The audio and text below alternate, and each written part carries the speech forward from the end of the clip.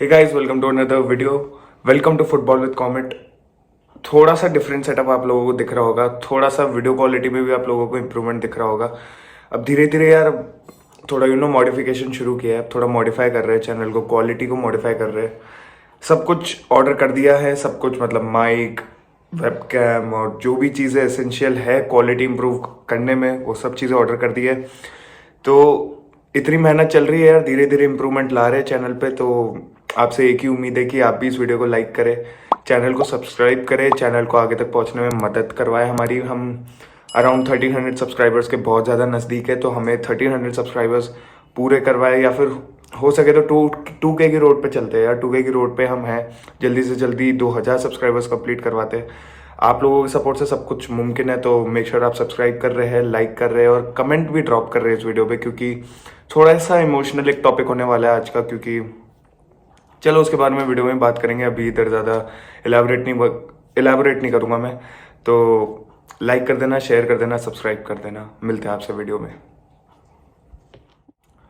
क्या होता है ना, जब भी कोई इंसान फुटबॉल देखना शुरू करता है तो वो बेशक एक जने को फॉलो करता है, एक एक बंदा जिसको वो फॉलो करता है। जैसे अगर आप मेरी जनरेशन के, तो देर आर हाई चांसेस कि आप मेसी, रोनाल्डो, या फिर मेरे से पहले वाली जनरेशन या तो ड्रॉगबा, रूनी, इन जैसे प्लेयर्स को फॉलो करने के हाई हाई चांसेस होते हैं लोगों के। बट अब अगर मैं बात करूँ भाई, कुछ एक ऐसा प्लेयर अगर मैं आप लोगों को बोलूँ, जो कि बोलना काफ़ी सेफ होगा, जिसने फुटबॉल को पूरे तरीके से बदल दिया, फुटबॉल को एक पूरा नया मुकाम दिया था इस बंदे ने।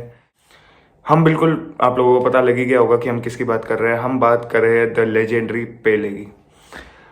देखो, पेले को मतलब ऑब्वियसली बात है, मैं अभी बात कर रहा था कि यार कि मैंने फुटबॉल देखना शुरू किया था, तो मैंने ऑब्वियसली रोनाल्डो, मेसी, इनको देखना शुरू किया था, क्योंकि obviously I am Ronaldo fan. तो मैंने रियल मैड्रिड को फॉलो करना शुरू किया था 2011-12 में। तो ऑब्वियसली यही बात है कि Ronaldo was my GOAT. Ronaldo for me is the greatest player of all time. But यही अगर मैं बात करूँ, जब मैंने रोनाल्डो को देखना शुरू किया, मैंने फुटबॉल के बारे में और जानना शुरू किया, फुटबॉल प्लेयर्स के बारे में पढ़ना शुरू किया, तो a player that I came across was Pele, no doubt, क्योंकि मैंने उनका पहले कभी नाम नहीं सुना था। मैं सिर्फ रोनाल्डो, मेसी का नाम सुना था। और फिर जब मैं फुटबॉल के बारे में थोड़ा पढ़ने लगा, आई केम अक्रॉस पेले। मैंने पेले के बारे में पढ़ा, मैंने पेले के बारे में वीडियोस देखी यूट्यूब पे, अथा शॉर्ट्स और कंपाइलेशन सब भरे पड़े हैं उनके अचीवमेंट्स के बारे में, उनके लेजेंडरी 3 वर्ल्ड कप्स सब के बारे में। बहुत बहुत चीज़ें हैं पहले के बारे में यूट्यूब पे, तो आप देख सकते हैं। अगर आपने अभी तक नहीं देखा है, आप नहीं जानते हैं पहले को अच्छे से कि वो कौन है, तो बेशक आपको एक बार देखना चाहिए। बट यही अगर मैं बात करूँ यार, पहले was not at all a human भाई। क्योंकि अगर आप उनके रिकॉर्ड्स देखो, मतलब वर्ल्ड कप में, क्योंकि यार उस टाइम अगर मैं बात करूँ तो उस टाइम सिर्फ और सिर्फ इंटरनेशनल टूर्नामेंट्स चलते थे। उस समय क्लब फुटबॉल को इतना स्टेचर नहीं दिया जाता था। क्लब फुटबॉल तो फिर भी अब डेवलप हो के इतना आगे पहुंच चुका है। बट अगर उस समय की मैं बात करूँ तो क्लब फुटबॉल को इतना मायने नहीं दिया जाता था। जो चलता था इंटरनेशनल फुटबॉल ही चलता था। और अगर मैं पहले की बात करूँ और उनकी नेशनैलिटी की बात करूँ, तो दैट वाज ब्राज़ील। और ब्राज़ील में भाई आतंक बचा रखा था। उस समय एक चीज़ और थी कि भाई ब्राज़ीलियन लोगों को, यानी आउट ऑफ यूरोप के जितने भी लोग हैं, यानी basically south American, north American और बाहर के कोरियन जितने भी लोग फुटबॉल में इन्वॉल्व थे उस टाइम पे, उनको बैलन डोर से अवार्ड नहीं किया जाता था। क्योंकि बैलन डोर जो कहते थे, क्योंकि फ्रांस फुटबॉल का अवार्ड होता था, तो उसे भाई सिर्फ यूरोप को ही एक्नॉलेज करने का, यूरोप के प्लेयर्स को एक्नॉलेज करने का मौका दिया जाता था बैलन डोर के लिए। काफ़ी टाइम बाद जाके हुआ कि भाई यूरोप के बाहर भी जो प्लेयर्स है, क्योंकि साउथ अमेरिकन टीम्स डेवलप करने लगी, अर्जेंटीना, यूरुग्वे, ब्राज़ील, ये सब उभर के बाहर आने लगी। तो फिर उसके बाद ये चीज़ कंफर्म हुई कि भाई अब यूरोप के बाहर भी साउथ अमेरिकन को भी बैलन डोर जीतने का मौका दिया जाएगा। और फिर उसी के बाद से आप देख सकते हैं कि मेसी इज़ द प्लेयर जिसके पास सबसे ज़्यादा बैलन डोर है, दैट इज 7 टिल डेट। अब अगर मैं बात करूं भाई, उस समय पहले के पास कोई बैलन डोर क्यों नहीं है, वो इसीलिए है क्योंकि उनको अवार्ड नहीं दिया जाता था, बाहर प्लेयर्स को अवार्ड नहीं किया जाता था। That was the reason. But according to मैंने पता नहीं ये स्टैट कहाँ पढ़ा था, कल ट्विटर पे ही पढ़ा था, कि अगर बैलन डोर बाहर दिया जाता, आउट ऑफ यूरोप दिया जाता, तो इवन पहले would have had 7 Ballon d'Ors. Even पहले वुड हैव 7 बैलन डोर्स, क्योंकि he was a lethal goal scorer भाई, no doubt he was a lethal goal scorer. उसके अलावा भी पहले के कुछ अमेजिंग अमेजिंग रिकॉर्ड्स है, क्योंकि सबसे जैसे कि आप जानते हैं कि वर्ल्ड सबसे ज़्यादा वर्ल्ड कप जीतने का रिकॉर्ड है एक पहले के पास। और सबसे ज़्यादा जो उन पे आरोप लगाया जाता है कि फेक गोल्स की उन्होंने टैली दिखा रखी है, उनको ट्रोल किया जाता था जब वो जिंदा थे। बट अब ये चीज़ें नहीं होती यार। अब ये चीज़ें नहीं देखी जाएंगी। क्यों? क्योंकि पहले अब इस दुनिया में नहीं है। पहले को अचानक से लोगों की दिल में भावनाएं जाग गई पहले के लिए कि पहले एज अ सुपरस्टार, पहले एज अ रॉक स्टार, पहले एज अ फाइटर।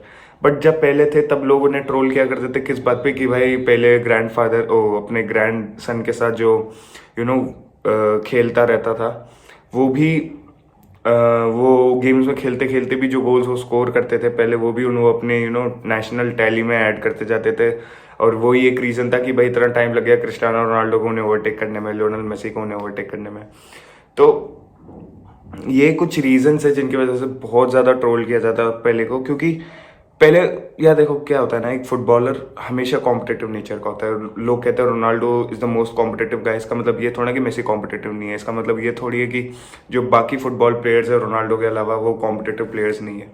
ये मतलब नहीं होता ना इस चीज़ का। तो वही चीज़ पहले के साथ भी है। पहले काफ़ी कॉम्पिटिटिव नेचर के बंदे थे। बट अब जो सीन है ना वो लोगों को समझ नहीं आता। कई जो ट्रोलर्स होते हैं उन्हें ट्रोल करने से मतलब है, वो भाई ट्रोल करते हैं, एक ट्वीट करते हैं, वो चले जाते हैं।